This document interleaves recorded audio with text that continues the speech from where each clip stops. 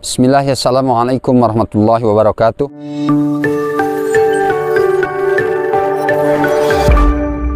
Habim TV, mencerdaskan umat. Alhamdulillahirabbil alamin. Alhamdulillahilladzi khalaqakum min nafsin wahidatin wa khalaqa minha zawjaha wa batha minhuma rijalan katsiran wa nisaa'a. Asyhadu an la ilaha illallah wahdahu la syarikalah wa asyhadu anna Muhammadan abduhu wa rasuluhu la nabiyya ba'dah. Allahumma sholli ala Muhammad wa ala alihi wa ashabihi wa man tabi'ahum bi ihsanin ila yaumil qiyamah. Wa qala Allah ta'ala fil Qur'anil Karim, a'udzu billahi minasyaitonir rajim. Bismillahirrahmanirrahim. Ar-rijalu qawwamuna 'alan nisa'i bima faddalallahu ba'dahum 'ala ba'din wa bima anfaqu min amwalihim. Fas-shalihatu qanitatun hafidhatul lil ghaibi bima hafidhallah. Al-ayah. Shadaqallahul adzim. Puji syukur kita panjatkan kepada Allah Subhanahu wa taala yang telah memberikan nikmat limpahan karunia kepada kita, terutama nikmat iman dan Islam. Salawat salam semoga tercurah limpah kepada junjungan kita, Habibana wa Maulana wa Nabiyana, Kangjeng Nabi Muhammad sallallahu alaihi wasallam. Demikian juga para sahabat, sahabiah, para tabi'in, tabi'at, para ulama, warasatul anbiya.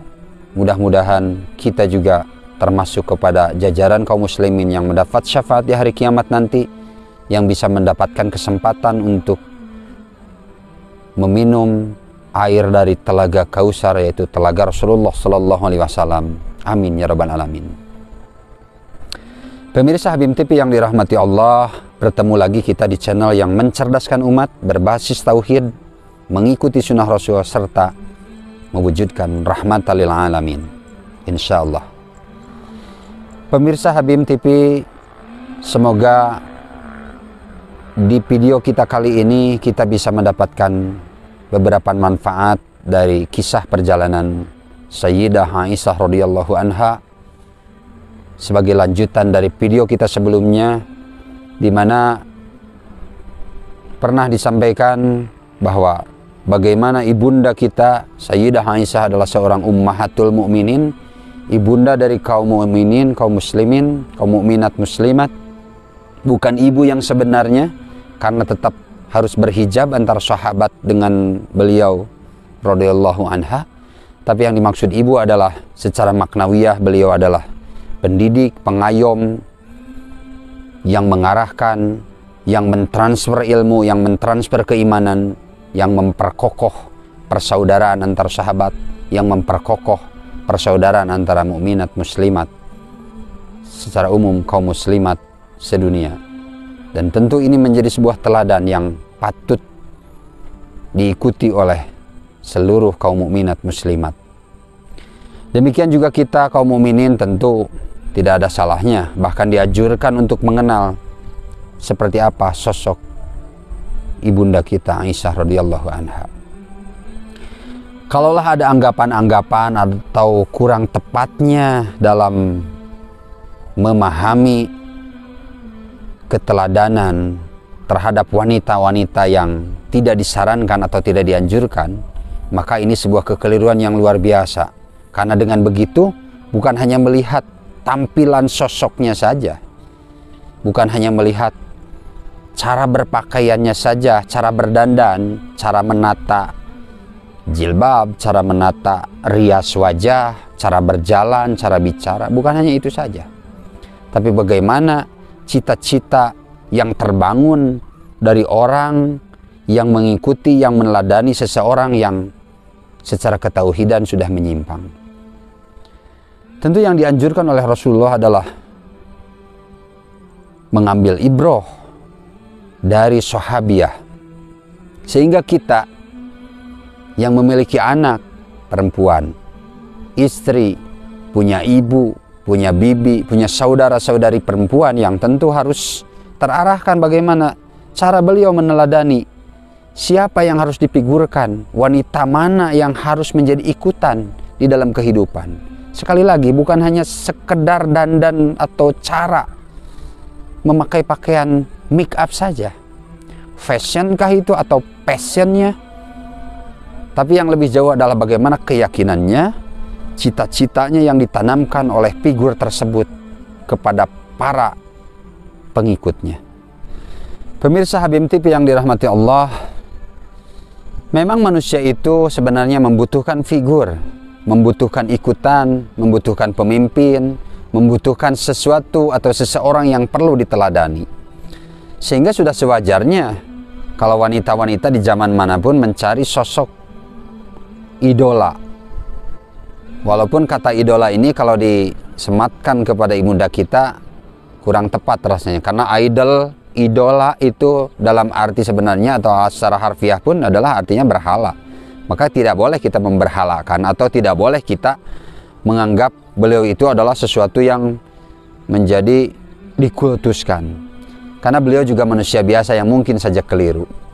Tapi pada pokoknya beliau adalah Siti Aisyah yang dijelaskan tadi di dalam surat An-Nisa ayat 34, di mana ayat lengkapnya dari awal adalah A'udzubillahi minasyaitonirrajim. Ar-rijalu qawwamuna 'alan nisa'i bima faddalallahu ba'dahum 'ala ba'di wa bima anfaqu min amwalihim. Fas-sholihatu qanitatun hafidhatul lil ghaibi bima hafidhallah. Yang perlu dicatat adalah sholihat, qanitat dan hafidhat. Walaupun mau tidak mau, ini harus seimbang. Laki-laki sebagai pemimpin, pengayom, pelindung, karena di situ ada kelebihan keutamaan. Di antaranya bima anfaqu min amwalihim. Nafkah pun bukan hanya harta saja, tapi nafkah pendidikan. Maka Rasulullah benar-benar mendidik Aisyah, mengkader Aisyah, sehingga beliau menjadi sholihat, qanitat, hafidhat yang sesungguhnya, yang sebenarnya. Pendidikan Rasul kepada Aisyah atau kepada seluruh sahabat pada umumnya atau kepada istri-istrinya, sahabat, sahabiyah, adalah pengkaderan. Bagaimana beliau mengkader sahabat, bagaimana beliau mengkader istri-istrinya, anak-anaknya, Siti Fatimah, menantunya Sayyidina Ali, yang dengan begitu kader ini sebagai pelanjut dari misi kerasulan, misi dari sebuah pendidikan dari beliau Shallallahu Alaihi Wasallam agar Islam ini lestari, agar Islam ini tidak hanya berhenti di zaman beliau saja, agar tidak berhenti di Makkah, Madinah dan di Arab saja, karena Islam ini adalah rahmatan lil alamin. Pemirsa Habib TV, semoga Allah memuliakan kita dengan iman dan Islam. Kecerdasan Aisyah radhiyallahu anha sudah sangat terkenal karena beliau tentu dididik, dikader oleh Rasulullah Shallallahu Alaihi Wasallam dengan pendidikan wahyu, dengan penempaan dari Al-Quran yang tentu melalui Jibril alaihi salam, lalu Rasulullah Shallallahu Alaihi Wasallam sampailah kepada Aisyah, sehingga Aisyah sudah dijamin kecerdasannya, sudah dijamin bagaimana beliau faham terhadap urusan-urusan, terlebih urusan domestik di keluarganya. Apakah itu hal-hal pribadi mengenai sebagai seorang istri, bagaimana beliau berkhidmat kepada suami, bagaimana juga beliau melihat sosok Rasulullah Shallallahu Alaihi Wasallam dalam mengayomi keluarganya, dalam mendidik anak-anaknya, keluarganya, dalam menerima tamu, dalam bertetangga, dalam mengayomi umat, bagaimana beliau sebagai pemimpin, sebagai suami, sebagai bapak dan lain sebagainya. Itu direkam jelas di dalam kecerdasan Aisyah, karena memang Aisyah sekali lagi dikader untuk tidak hanya sekedar mentransfer ilmu, tapi dari situ membuahkan keyakinan, memperkokoh akidah dan ketauhidan kita. Kita paham bagaimana ibunda Sayyidah Aisyah radhiyallahu anha, anak dari Abu Bakar Siddiq yang terjaga di keluarganya. Lalu masuk juga Aisyah kepada keluarga Rasulullah, kepada rumah dari wahyu, rumah Al-Quran, yang dengan demikian sangat terdidik, sangat tercerdaskan oleh wahyu dari Allah Subhanahu wa Ta'ala. Pemirsa Habib TV yang dirahmati Allah, kalaulah Aisyah tadi sebagai orang yang sangat cerdas, bukannya cerdas menyimak, menangkap peristiwa-peristiwa atau kata-kata Rasul atau perilaku Rasul, tapi juga beliau cerdas menyampaikan. Beliau juga cerdas mengemas apa yang beliau tangkap, lalu bagaimana beliau menyampaikan dengan sangat mudah difahami. Bisa dilihat bagaimana beliau, Aisyah radhiyallahu anha, adalah orang keempat dari perawi hadis. Tentu di kalangan wanita, beliau adalah perawi hadis ranking pertama. Di samping tentu para perawi yang lainnya adalah Ummu Salamah, Khadijah juga. Tapi kenapa Aisyah bisa meriwayatkan begitu banyak? Selain kecerdasannya, selain beliau juga bisa menyaksikan langsung kehidupan Rasulullah, juga beliau harus menyampaikan seluruh yang apa yang ia dapatkan dari Rasulullah disampaikan kepada para sahabat dan para sahabiah. Mencerdaskan sahabat, mencerdaskan umat. Tentu sampai hari ini kita bisa tercerdaskan oleh hadis-hadis yang sudah beliau riwayatkan. Lebih dari 2000 hadis yang beliau hafal. Yang berikutnya, beliau adalah orang yang tangguh dengan berbagai peristiwa-peristiwa penting dan bahkan peristiwa yang genting. Di mana Sayyidah Aisyah radhiyallahu anha sepeninggal Rasulullah, berbagai polemik terjadi, peristiwa politik, tapi beliau tetap tangguh. Walaupun tentu ada sebuah kekeliruan yang manusiawi, karena beliau itu adalah wanita biasa, manusia biasa yang keliru.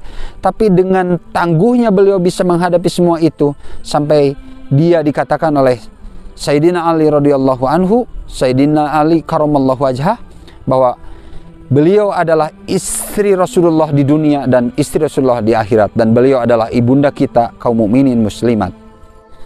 Pemirsa Habib TV yang dirahmati Allah, Sayyidah Aisyah sebagai salah seorang figur dari wanita terbaik, tentunya dari banyak wanita yang terbaik yang dicatat oleh Al-Quran. Aisyah pun tercatat di dalam surat An-Nur ayat 11 sampai ayat 20 sekian, di mana Allah menjelaskan tentang pembelaannya terhadap beliau yang pada waktu itu difitnah, dituduh perbuatan-perbuatan keji. Maka satu tuduhan keji Allah membelanya sampai hari kiamat. Selama Al-Quran dibaca, maka selama itu pula pembelaan terhadap Aisyah dibacakan. Pemirsa Habib TV yang dirahmati Allah, seorang figur yang terbaik, kalau kita lihat salah satu contoh teladannya, kalau di zaman ini bagaimana para wanita kita, mukminat muslimat, meneladani beliau radhiyallahu anha. Misalnya di dalam surat Al-Ahzab ayat 59 Allah menjelaskan, A'udzubillahi minasyaitonirrajim, bismillahirrahmanirrahim. Ya ayuhan nabiyyu kulli azwajika wa banatika wa nisa'il mu'minina yudnina 'alaihinna min jalabibihinna. Dzalika adna ayyu'rafna fala yu'dzain wa kana Allahu ghafurur rahima. Wahai Nabi, katakanlah kepada istri-istrimu, azwajika, istri-istri Rasul, wabanatika, dan anak-anakmu, wanisa'il mu'minin, dan wanita-wanita kaum mukminin, istri-istrinya, anak-anaknya, bibi, ibu, saudari-saudarinya. Nah itu nisa'il mu'minina. Agar bagaimana? Yudnina alaihinna min jalabibihinna, agar menutupkan kain jilbabnya ke seluruh tubuh mereka. Nah, tentu hari ini kalau kita saksikan bagaimana kaum mukminin, mukminat, muslimin, muslimat bisa menyaksikan sendiri keadaan wanita-wanita hari ini. Kalaulah mereka meneladani Rasulullah, kalaulah mereka meneladani sahabiah, meneladani ummahatul mukminin Sayyidah Aisyah, kalau mengacu kepada ayat ini salah satu contoh saja. Tentu harus bagaimana dia cara berpakaian. Bukan hanya berpakaian, tapi bagaimana dia menjadikan Nabi itu sebagai uswah hasanah, sahabat-sahabiah itu sebagai ibroh, agar dalam berkehidupan memiliki cita-cita yang jauh, yang tinggi, cita-cita yang mulia, keyakinan yang teguh, yang kokoh.